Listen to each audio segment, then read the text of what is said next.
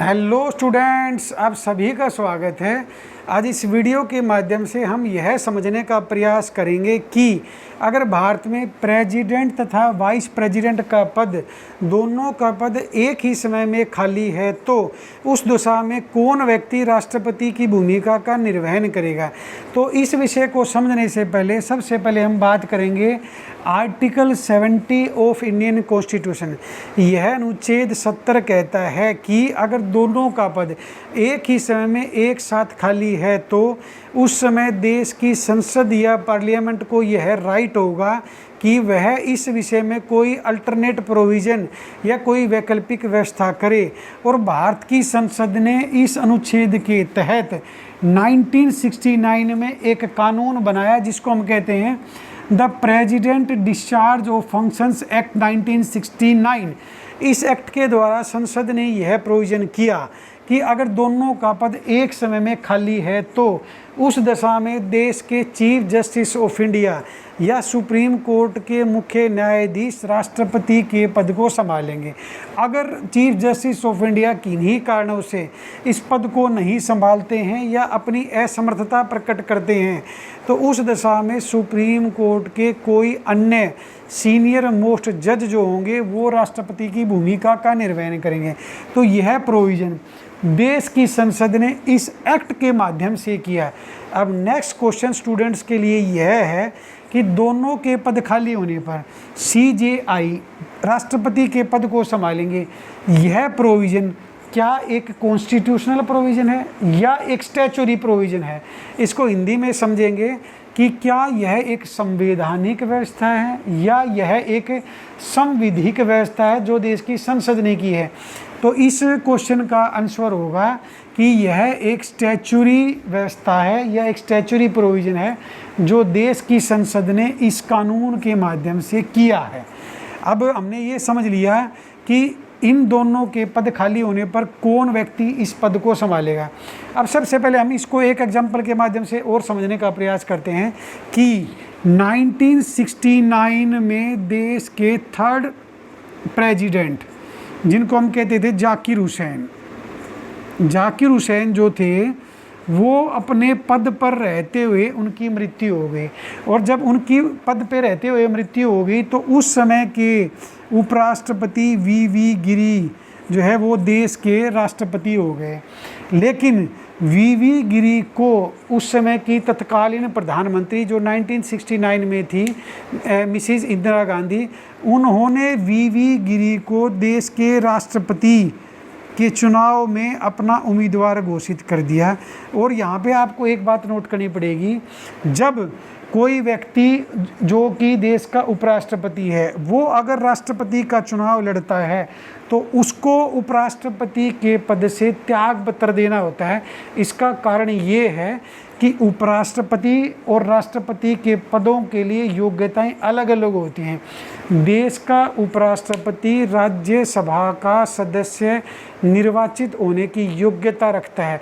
वहीं अगर हम बात करें कि देश का राष्ट्रपति, तो देश का राष्ट्रपति लोकसभा का सांसद निर्वाचित होने की योग्यता रखता है। तो अब हुआ क्या 1969 में, देश के तीसरे राष्ट्रपति जाकिर हुसैन जो है उनकी पद पर रहते हुए मृत्यु हो गई। और जो देश के उपराष्ट्रपति थे उनको इंदिरा गांधी ने जो है राष्ट्रपति पद का अपना उम्मीदवार घोषित कर दिया।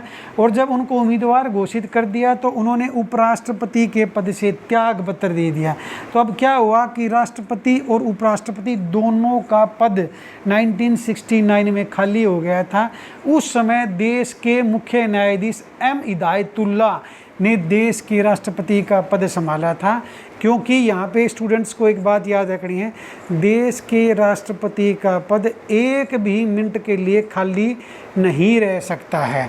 तो अब हमने इसको एक उदाहरण के माध्यम से समझने का प्रयास किया है। अब हम नेक्स्ट चर्चा ये करेंगे कि चीफ जस्टिस ऑफ इंडिया जो होता है, जो भारत के सुप्रीम कोर्ट का मुख्य न्यायाधीश होता है, वो सुप्रीम कोर्ट का चीफ एडमिनिस्ट्रेटर होता है या हिंदी में कहेंगे हम मुख्य प्रशासक होता है। और जो प्रशासक का पद होता है वो लाभ का पद होता है। तो क्या लाभ के पद पर बैठा व्यक्ति राष्ट्रपति के पद को संभाल सकता है? अब ये स्टूडेंट्स के सामने क्वेश्चन है।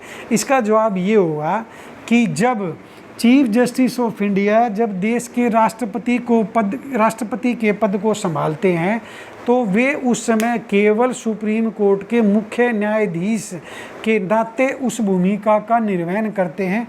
उस स्थिति में वो सुप्रीम कोर्ट के प्रशासक नहीं होते हैं और देश के सर्वोच्च न्यायालय का मुख्य न्यायाधीश का जो पद होता है वो लाभ का पद नहीं होता है।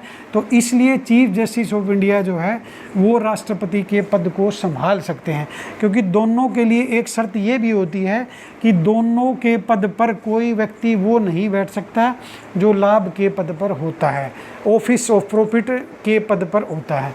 तो हमने ये भी समझ लिया। अब हम नेक्स्ट चर्चा ये करेंगे कि भारत के राष्ट्रपति का जो चुनाव होता है वो अप्रत्यक्ष निर्वाचन क्यों होता है या वो इनडायरेक्ट विधि से क्यों होता है। तो हम इसको ऐसे समझेंगे कि भारत के संविधान निर्माताओं ने एक प्रोविज़न किया, रिस्पॉन्सिबल गवर्नमेंट सिस्टम या उत्तरदायी सरकार की प्रणाली का प्रावधान भारतीय संविधान के निर्माताओं ने किया। और जिस देश में उत्तरदायी सरकार होती है वहाँ पर वास्तविक शक्तियाँ मंत्रिमंडल के पास होते हैं और मंत्रिमंडल का हेड कौन होता है? देश का प्रधानमंत्री। यहाँ से क्या अर्थ निकला कि देश में रियल पावर्स किसके पास होती हैं? पीएम के पास, प्रधानमंत्री के पास। अब अगर देश के राष्ट्रपति प्रेसिडेंट का चुनाव अगर डायरेक्ट माध्यम से या प्रत्यक्ष माध्यम से देश की जनता करेगी और उस प्रत्यक्ष रूप से चुने गए राष्ट्रपति को अगर हम शक्तियां नहीं देंगे, अगर हम रियल पावर्स नहीं देंगे तो एक विचित्र स्थिति पैदा हो जाएगी। इस विचित्र स्थिति से बचने के लिए संविधान निर्माताओं ने देश के राष्ट्रपति के लिए अप्रत्यक्ष निर्वाचन पद्धति का पालन किया। अब हम दूसरी बात यह समझेंगे कि दूसरा कारण क्या है कि अप्रत्यक्ष निर्वाचन की पद्धति को राष्ट्रपति के लिए अपनाया गया। तो इसको हम ऐसे समझेंगे कि अगर राष्ट्रपति का चुनाव प्रत्यक्ष जनता करती है तो इससे टाइम, एनर्जी एंड मनी तीनों की वेस्टेज होगी, तो समय, ऊर्जा और धन का भारी अपव्यय होगा। इस अपव्यय से बचने के लिए देश के राष्ट्रपति के लिए इनडायरेक्ट इलेक्शन की व्यवस्था देश के संविधान निर्माताओं ने की। एंड थर्ड जो कारण था इस इनडायरेक्ट इलेक्शन का वो ये था कि देश के अंदर राष्ट्रपति जो होता है वो नाम मात्र का कार्यपालिका प्रमुख होता है और जो कार्यपालिका की जो एग्जीक्यूटिव की जो रियल पावर होती है वो प्रधानमंत्री के पास होते हैं। तो अगर हम देश के राष्ट्रपति का प्रत्यक्ष माध्यम से चुनाव करते हैं तो उस दशा में